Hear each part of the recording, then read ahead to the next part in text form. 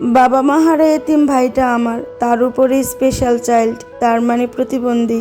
বুদ্ধি নাই, কিন্তু এতটুকু তো বুঝে ঈদের আনন্দ। আর ঈদের আনন্দের জন্য কালকে দেখছেন কান্নাকাটি করতেছে। আর এই কান্নাকাটি কেন জানেন? ঈদের শপিংয়ের জন্য।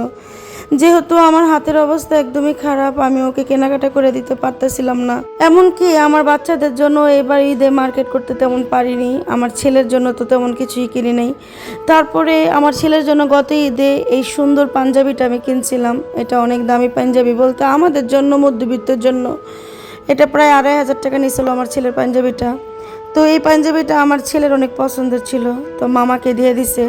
আমার পরিবারের সবাই আমার ভাইটাকে অনেক বেশি ভালোবাসে, আমার বাচ্চারাও তার কম না। আমার ছেলে মেয়ে দুইজনই মামাকে অনেক ভালোবাসে, কারণ জানে ও একটা স্পেশাল, আসলে স্পেশাল। বাবা মা তো ঠিকই চিনছে, আমাদের জন্য এতিম লাগলো, বাবা মার কাছে তার কলিজার টুকরা মনে হয়েছে।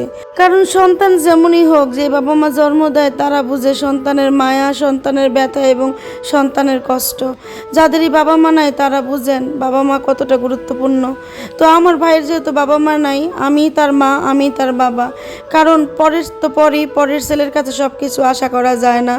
হঠাৎ কইরাই সে বলতেছে, আপু আমার কটা ছবি তুললো, আমি একটু কম্পিউটার শিখি।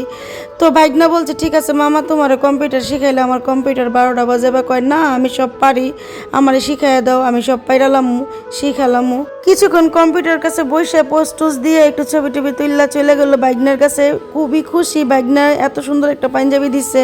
আর ওরে যে যাই দেয় ও এত খুশি হয় যা বলার বাইরে। এই ধরনের স্পেশাল বাচ্চাগুলো এমনই হয়, তারা অল্পতেই খুশি হয়ে যায়, তাদের বড় কোনো চাহিদা থাকে না, চাওয়া পাওয়া থাকে না। দেখেন মামার প্রতি কতটা খুশি বাগিনার প্রতি মামায়, যে কান্দে উঠায় বাইগনারে ভালোবাসা মানে প্রকাশ করার চেষ্টা করতেছিল। তো এই হইলো মামা ভাইগনাকে ভালোবাসা। কিন্তু আমি তো বোন, আমার তো বোনটা মানে না, আমার তো কষ্ট লাগে, আমার তো খারাপ লাগে। বাইরের লেগে মার্কেট করে দিতে পারতেছি না, মনটা খুব খারাপ। আয়শা কইতেছে, আপু তুমি মন খারাপ করো না, আমি দুলাবের পুরান পাঞ্জাবি পরবো, তুমি কেন চিন্তা করতেছিল? আসলে আমি বোন, আমি তো মা, মা তো মাই, মা কি আর সন্তানরে পুরান কিছু পড়াইতে পারে? যেমন আমার বাচ্চারে পড়াইতে পারি নাই, আমি কি সেটা আমার বাইরে পড়াইতে পারবো? কক্ষণই না। ওরা আমার সন্তানের মতন, আমি মা হইয়া কি কইরা ওরে পুরাণ পড়াই। তারপরে মন মানলো না, যেমনি হোক কিছু টাকা ব্যবস্থা করে চলে গেলাম ভাইয়ের জন্য মার্কেটে। আমার বাইরে কিছু কেনাকাটা করে দিমু, আমি কিছু কিনলে কিনলাম, না কিনলে নাই, কিন্তু আমার ভাই যাতে খুশি থাকে, আমার বাচ্চারা খুশি থাকলে আমি খুশি।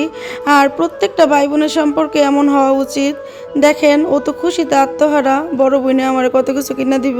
হয়তো ভাইয়ের জন্য দামি কোনো কিছু কিনতে পারবো না, তবে যাই কিনতে পারি এটাই আমার সন্তানের প্রতি আমার ভালোবাসার প্রকাশ। নিজের সন্তান যেমন পুরান জামা পরবো আমি মা মানতে পারি না, তেমন আমার ভাইও পুরান কাপড় চোপড় পরবো এটা কি কইরা আমি মানি? এটা আমার মনটাও দিতেছিল না, মনে হয় যে আমি না পইরা ওরে পড়াই, কারণ এটাই তো মায়ের ভূমিকা, আসল মায়ের ভূমিকা। আমার ভাইয়ের জন্য দোয়া করবেন, অনেক ভালোবাসা দিবেন। তো অনেক অনেক পাঞ্জাবি দেখতেছি, সব দোকানে যেয়ে দেখতেছি, ওর পছন্দ জিগাইতেছি, ও খালি কইতেছে আপু তুমি যেটা পছন্দ করবো ওইটাই। আসলে আমার বাচ্চারাও যেরকম আমার পছন্দটাই তারা পছন্দ করে, আমার সন্তানগুলো, আমার ভাইটাও ঠিক এরকম। আপনারা অনেকেই আছেন যে আমার ভাইয়ের জন্য অনেক গিফট পাঠাইতে চান। এখন যদি আমি আপনাদেরকে বলি যে হ্যাঁ ঠিক আছে, আমি আপনাদের গিফটগুলো সদরে গ্রহণ করব, বা আপনারা অনেকে আমার ভাইকে মার্কেট করে দেওয়ার জন্য টাকা পাঠাইতে চান, আমি যদি বলি যে ভাইয়া ঠিক আছে দেন, অনেকে অনেকভাবে দেখবেন, কেউ ভালোবেসে দিবেন, কেউ এটা খারাপভাবে প্রচার করবেন যে আপনি, হ্যাঁ আপনার কি অর্থ সম্পদ কম আছে, বা আপনার কি টাকা পয়সা কম, মানুষে গিফট দিলে কি নিতে হবে? আমার ভাইয়ের প্রতি ভালোবাসা, আপনারা দোয়া করেন, আপনারা আমাদের ভিডিওটা দেখেন, আমরা কষ্ট করতেছি, ভিডিও বানাইতেছি, এখান থেকে কিছু ইনকাম হইলে আমার ভাইরে আমি দিমু। কিন্তু আমি চাই না কারো কাছে কটূক্তির শিকার হইতে, কারো কাছে হাসির পাত্র হইতে, কারো কাছে অসম্মানের পাত্রী হইতে। তারপরও টিকটক থেকে এক ভাইয়া আমার ভাইয়াকে কিছু টাকা দিছে ওর শপিং করে দেওয়ার জন্য, সেটা আমি ওকে ভাবছি জুতা কিনে দেবো ওই টাকা দিয়া। কারণ ও একটা জুতা পরে, সেই জুতাগুলো অনেকটাই নষ্ট হয়ে গেছে, পুরান হয়ে গেছে, যেটা আমার খুবই খারাপ লাগে। তো ওই ভাইয়ার টাকাটা দিয়ে ওটা জুতা কিনে দিব। তো ওই ভাইয়াটাকে অনেক অনেক ভালোবাসা, অনেক ধন্যবাদ। টিকটকে এক ভাইয়াটা যদিও অনেক বড় লোক না, তারপরও তার বড় মনের একটা মন ছিল যে আপু আমি গিফট দিব মনসুরকে, আমাকে ঠিকানা দেন। আসলে আমি আমি এর ঠিকানা আসলে এভাবে কাউকে দেওয়া যায় না, আমি ঠিকানা দিব না কাউকে। যদি কাউকে কারো আমার ভাইয়ের প্রতি ভালোবাসা কিছু গিফট দিতে ইচ্ছে করে, তো আপনারা ওকে বিকাশে ওকে টাকা দিতে পারেন, আমি ওকে কিছু একটা কিনে দেবো আপনাদের, যদি আপনাদের দিতে মনে চায়। তারপরেও আমার মন চায় না আপনাদের কাছ থেকে নিতে, কারণ এটার জন্য আমি ট্রলের শিকার হতে পারি। আমার টাকার দরকার নেই, আপনারা দোয়া করলেও চলবে আমার ভাইয়ের জন্য। আমাদের ভিডিওটা বেশি বেশি দেখবেন। আমার ভাইটা এতটাই ফেমাস হয়ে গেছে, যেখানে গেছে সেখানে সবাই ওরে চিন্না লাইছে এবং সবাই ওর সাথে মানে করতেছে, হ্যান্ডশিপ করতেছে, কথা বলতেছে আমার ভাইটাকে। আসলে ওকে আপনারাই ভাইরাল করছেন, আপনাদের সবাইকে অনেক ধন্যবাদ। আমার ভাইকে এভাবে ভাইরাল করে দেন। আমরা দুই ভাই আর্নিং করব, ইনকাম করব, আমরা পরিশ্রমের মাধ্যমে ভিডিও বানাইয়া।